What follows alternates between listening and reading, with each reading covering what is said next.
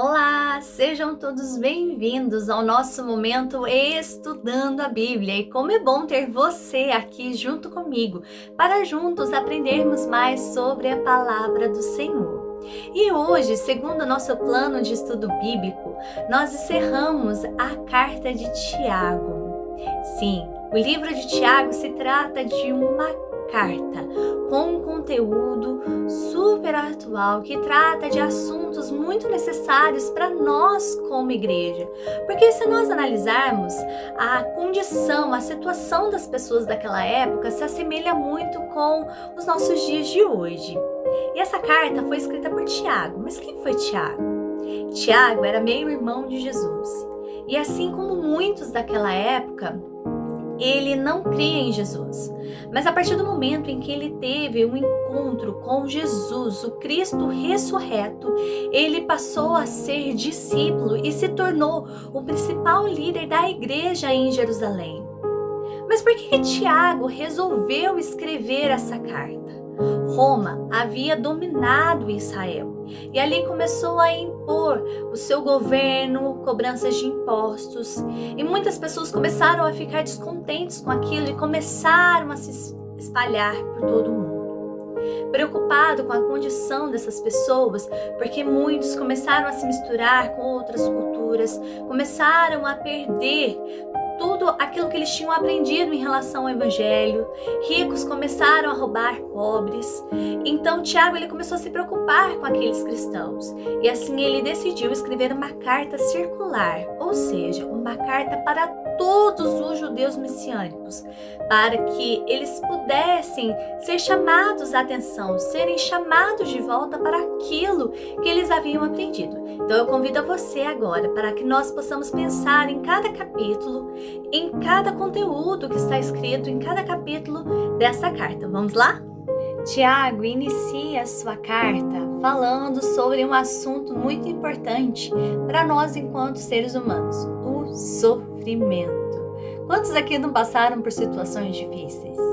Pois é, Tiago ele vem para nos dar uma dica de como que nós podemos passar por esses sofrimentos. Então convido você a abrir a sua Bíblia em Tiago, capítulo 1, versículo 2. Olha só o que diz a palavra do Senhor. Meus irmãos, tende por motivo de toda alegria o passardes por provações. Aqui não impõe uma condição se você passar por uma provação, mas não, aqui diz, quando passardes por provações, que você possa permanecer alegre. É difícil passarmos por provações sorrindo, cantando, dando glórias a Deus. Mas aqui Tiago ele nos ensina segredos de como que nós possamos passar por essas provações de uma forma mais madura enquanto cristãos. Nós devemos ter em mente que Deus ele não quer que nós vivamos uma vida confortável, sentado no sofá da nossa casa, comendo uma pipoca. Não. Ele deseja que nós tenhamos uma vida boa, uma vida que nós vivamos bem. Só que para isso nós precisamos ter a maturidade espiritual. Então, quais são esses segredos que Tiago nos ensina? Olha só, lá no versículo 5, o que ele diz a nós? Se, porém, algum de vós necessita de sabedoria, peça a Deus, que a todos lá liberalmente e nada lhes impropera, e ser-lhe-á concedida. O primeiro segredo é pedir sabedoria. Sabedoria ela é diferente de inteligência. Inteligência é o acúmulo de informações, acúmulo de conhecimento. Mas o que nós vamos fazer com essas informações, com esses conhecimentos, a forma como nós vamos aplicar, se chama sabedoria. Aqui nós estamos adquirindo informações, conhecimentos a respeito da palavra do Senhor. Mas como que você vai colocar isso em prática, significa sabedoria. E a palavra do Senhor nos diz que nós devemos fazer como Salomão, pedir ao Senhor sabedoria, porque nos será dado. O Senhor se alegra quando nós pedimos por sabedoria. porque assim nós vamos aproveitar as oportunidades que esse período de provação irá nos oferecer. É difícil nós enxergarmos oportunidades, mas a oportunidade principal de cada provação que eu e você passamos é a oportunidade de maturidade espiritual.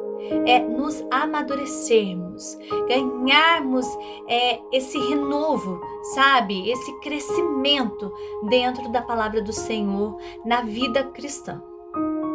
Outro passo, outro segredo que Tiago nos ensina está lá no versículo 6. Diz assim: peça, porém, com fé, em nada duvidando, pois o que duvida é semelhante à onda do mar, impelida e agitada pelo vento. Nós devemos pedir todas as coisas com fé. Nós não podemos duvidar.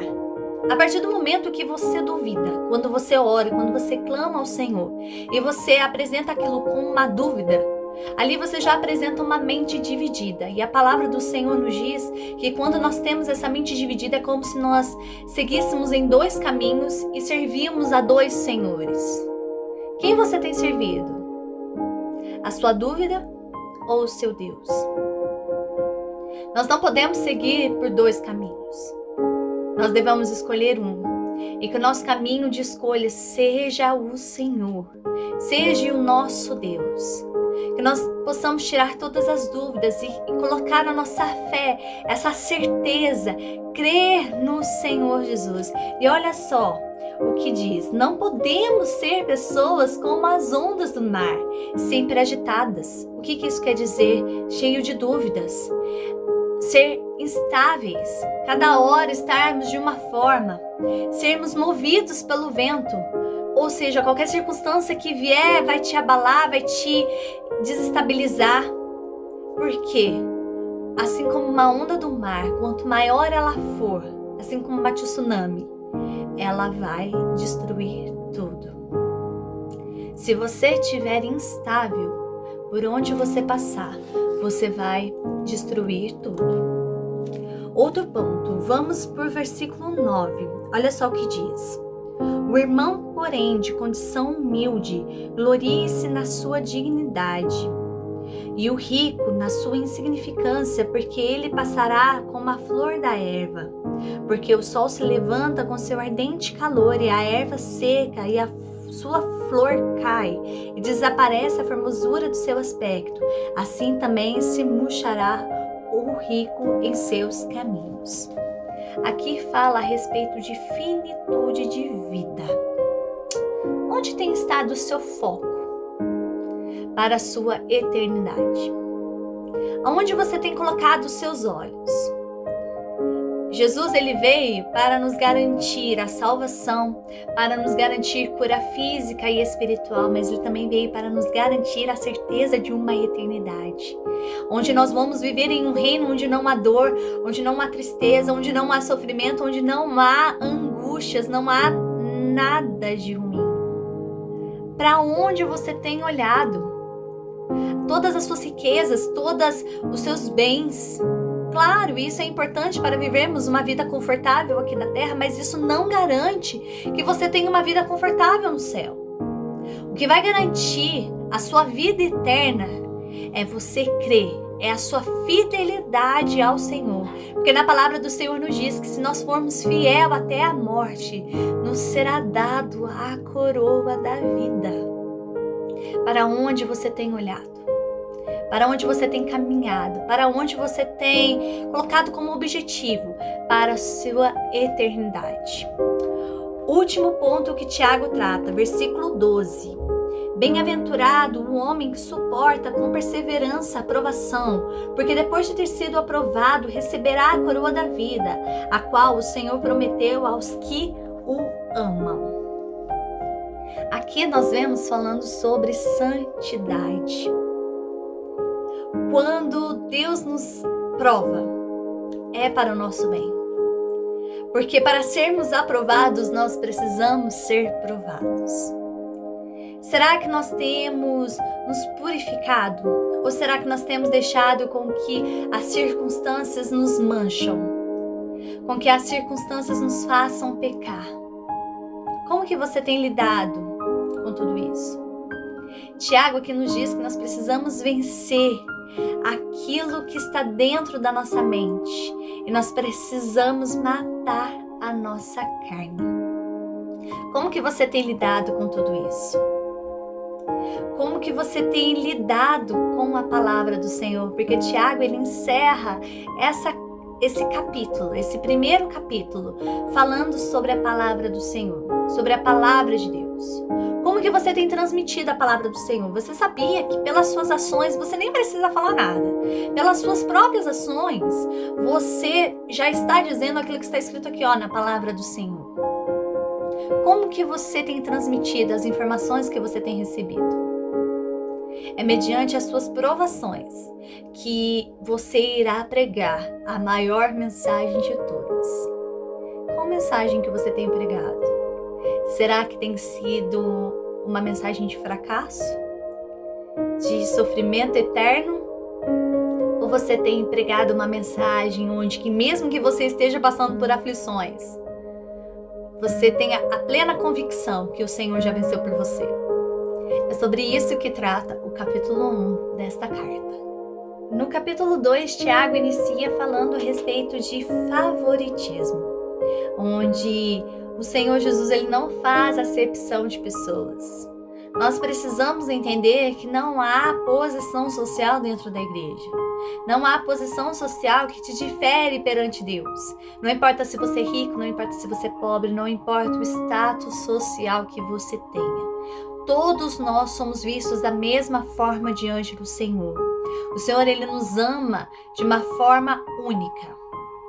Logo depois disso, Tiago vem falar para nós a respeito de um dos temas onde ele dá mais ênfase na sua carta, que é a respeito da fé. A fé é um tema muito importante para nós enquanto cristãos. E Tiago, ele vem abordando de uma forma onde contraria muitas coisas daquilo que os judeus eles pensavam. Porque para os judeus, eles tinham sido ensinados de que a fé, para ela ser verdadeira, ela precisava de muitas obras. Então, quanto mais obras eu fizesse, estaria garantindo a minha salvação. Os judeus, eles eram legalistas, eles iam pela lei. Então, eles acreditavam que no fim da sua vida, lá no juízo final, quando eles chegassem diante do juiz e eles apresentassem a quantidade de obras que eles fizeram, se eles obedeceram às leis, a sua salvação estava garantida. Mas Tiago, ele vem para nos mostrar que Jesus, ele veio para ensinar e ir contra tudo isso, dizendo que a nossa salvação vem pela graça, mediante a fé. Que isso não vem de obras, vem do Senhor. A nossa salvação, ela não depende de obras. Claro que fazer é muito importante, mas eu preciso crer. Eu preciso acreditar, colocar a minha fé em ação. A fé, ela precisa de um movimento. E Tiago aqui, ele exemplifica sobre dois personagens da Bíblia que são muito importantes e que nos ensinam a respeito da fé. E esses dois personagens são Abraão. Abraão, nós vemos que quando ele coloca a sua fé em ação, no entanto, ele é conhecido como o pai da fé. A sua fé acaba o salvando. Abraão acreditou que Deus faria o que havia prometido para ele, se ele colocasse a sua fé em prática. Se ele colocasse a sua fé em prática, ele seria salvo. Outro personagem, Raabe. Raabe era uma mulher que vivia em Jericó. E quando os espias chegaram ali, Raabe decidiu crer. E essa sua decisão de crer no Senhor salvou ela e toda a sua família. A sua crença, a sua fé colocada em ação salvou, mesmo ela arriscando a sua vida, trouxe salvação naquele lugar.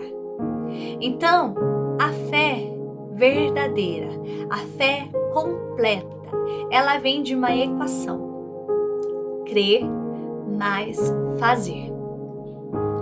Não adianta nada se eu só fazer, porque isso não é a fé completa. E também não adianta eu só crer, porque isso também não é a fé completa. Eu preciso crer, acreditar, ter a certeza do Deus a quem eu sirvo e o poder que Ele tem em suas mãos, mas eu também preciso colocar a minha fé em ação. Eu preciso me mover, eu preciso me movimentar, dar passos, arriscar dentro daquilo que a palavra do Senhor nos ensina. Nós vemos que outro assunto que Tiago dá bastante ênfase em sua carta é sobre a língua e o poder que há nas palavras. Nós vemos que em outros livros da Bíblia nós vemos esse assunto também. Tiago nos diz que a língua ela possui um poder de incendiar. Como que pode algo tão pequeno precisar de um freio ou precisar de um leme como um navio para poder direcionar para onde ir, para qual caminho ir? As palavras, elas possuem poder. E Tiago está atrás, aqui nessa carta, de cristãos que sejam consistentes. Ou seja, pessoas que estão dispostas a abençoar. E não pessoas que estão dispostas a abençoar e a amaldiçoar. Não.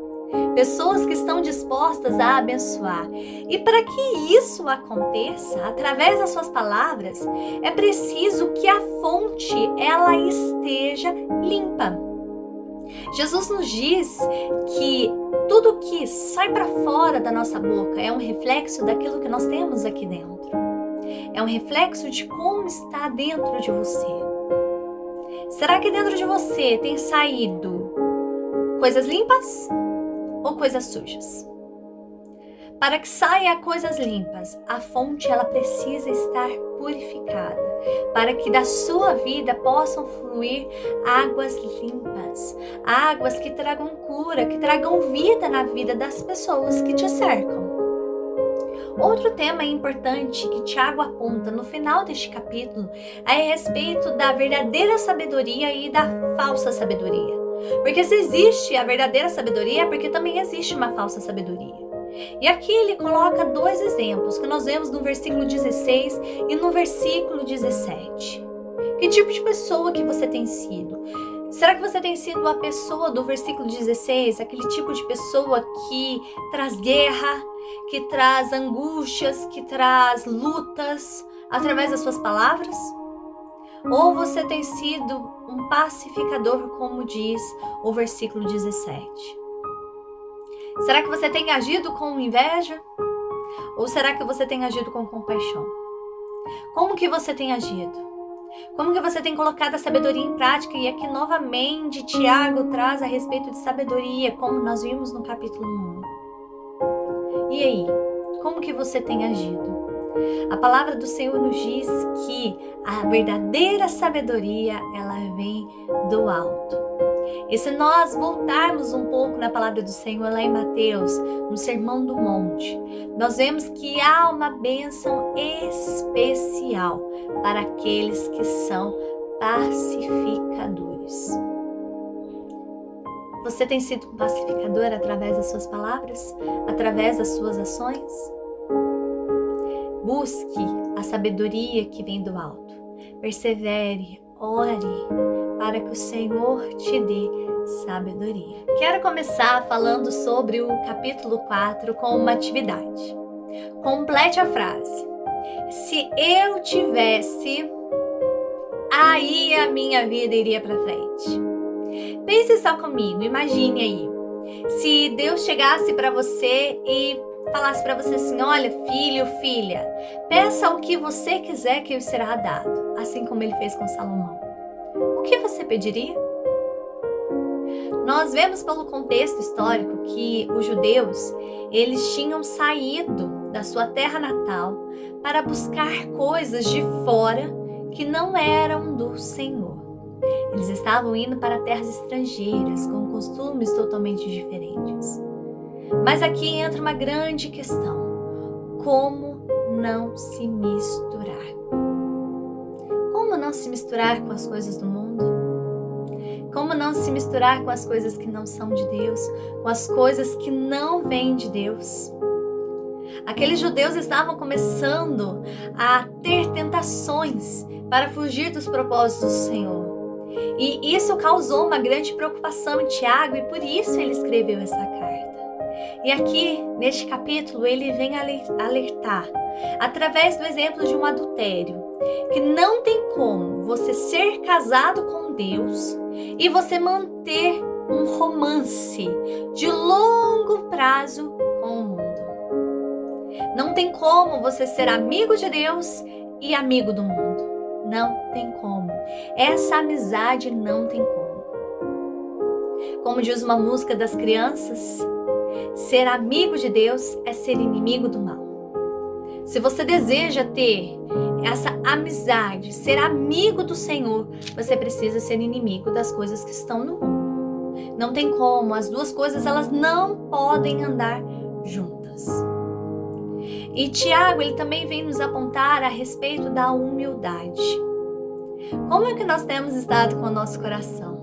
Será que nós temos agido com arrogância, dizendo eu posso, eu consigo, eu vou agir pelas minhas próprias forças? Como que você tem agido perante as situações? Com autossuficiência, dizendo que você pode tudo porque você é forte? Não. Tiago aqui vem nos apontar que nós devemos resistir ao diabo, para que ele fuja de nós, para que nós possamos encontrar a verdadeira alegria. A verdadeira alegria que nós só encontramos no Senhor. E quando nós temos essa amizade com o Senhor, nós encontramos motivos de sermos muito alegres. E daí nós viemos de novo para o capítulo 1. Aí nós conseguimos passar pelas provações de uma forma alegre. Chegamos ao último capítulo. E aqui nós vemos que Tiago ele aponta para um dos assuntos que é até um pouco engraçado para os nossos dias de hoje, que é ter paciência. Como é difícil nós termos paciência. Onde nós vivemos em uma realidade onde as coisas elas precisam andar rápido, precisam resolver rápido, precisam ter uma solução, uma resposta rápida. Mas a palavra do Senhor nos diz que nós precisamos esperar com paciência no Senhor. Nós precisamos entender que o nosso tempo não é o tempo de Deus. E que Ele tem a hora certa de realizar as coisas em nossas vidas. Porque nós precisamos entender que aquele que começou a boa obra iniciada por Jesus, Ele vai ser fiel para cumprir. E não para cumprir pela metade não, mas para cumprir de uma forma sólida e completa. E é nesse ponto que o segundo assunto desse capítulo entra em ação, que é sobre a oração. Como você tem tratado a oração? Será que a oração para você é uma superstição? Uma fantasia onde você entra dentro de um quarto escuro e você fala com um Deus desconhecido? Ou você acha que você tem que falar sozinho? Não. A oração ela é o nosso relacionamento com Deus. É a nossa forma de comunicação com Deus. Uma comunicação ela precisa ser uma via de mão dupla, onde nós falamos e nós também precisamos parar para ouvir aquilo que Deus tem para nós. Como você tem tratado a oração? Como uma superstição ou como um momento onde os céus e a terra se encontram para trabalhar ao seu favor? Tiago ele encerra essa carta com uma oração, falando sobre a oração. E ele usa um dos maiores exemplos a respeito do poder da oração, que é o exemplo do profeta Elias. Através da sua oração houve cerca como uma forma de julgamento em Israel, porque aquele povo estava adorando outros ídolos. Eles estavam se afastando da vontade de Deus, então, através da oração de Elias, a cerca veio. Mas também com o arrependimento daquele povo, com uma oração, a chuva veio. Há poder na sua oração para mover céus e terra a seu favor. E eu quero encerrar esse vídeo, essa aula, a respeito da carta de Tiago, dizendo para você que a fé A fé genuína, a fé verdadeira, é capaz de mover céus e terra a seu favor. Não importa as situações, as circunstâncias que você tem passado na sua vida, mas que através desses ensinamentos que Tiago traz a nós, que eu e você possamos colocar a nossa fé em prática, que possamos crer e fazer, para que possamos ver o céu se movendo a nosso favor, que possamos tomar cuidado com aquilo que sai da nossa boca, que eu e você possamos ser uma fonte de águas limpas que levam vida na vida das pessoas.